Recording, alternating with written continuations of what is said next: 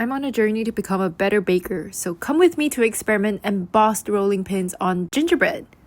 I've seen this technique around for years now and I'm so excited to try, and I finally got my hands on these two to try for Christmas. So there are two major concerns, the first being how am I going to preserve the pattern after it bakes?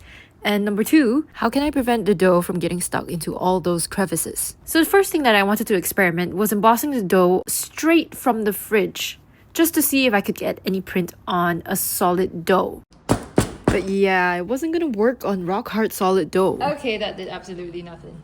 So while waiting for the dough to soften, I decided that I would dust some corn flour onto the rolling pins just to make sure that nothing would stick to it.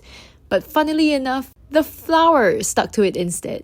I actually used corn flour instead of flour because you know how when you keep re-rolling the dough for many times, it gets drier towards the end?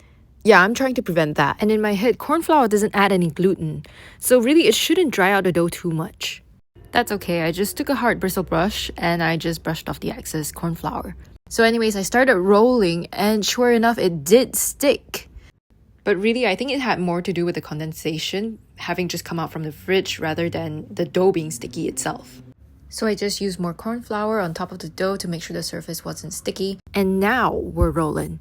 Ooh, okay, they actually came out really cute. They're looking a little bit shallow, to be honest, but you know what? It's okay, we're experimenting for a reason. I was really happy with how the other pattern turned out too. Oh, it's so pretty. I ended up freezing most of them because I had a feeling that these weren't going to turn out right. And I didn't want to waste all of them. Here's the results of what I did bake though. The design's all melted. Came out not too bad, but it's so thin because it's the last one. But this one came out the best.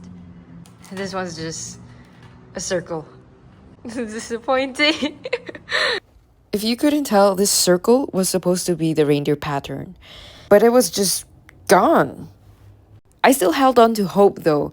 I thought that maybe if I brushed it with some icing, that some of the designs could pop out more. Yeah, clearly didn't help. The grooves were too shallow, I think. The designs were so shallow that I just couldn't get enough icing on it, and so when it dried, it couldn't dry opaque. There just wasn't a thick enough layer of icing. And so everything just kind of blended in together. Icing is a no-go for me. So for my next trials, I'm thinking no icing. I'm really excited to try the frozen ones because I want to see if freezing sets the designs.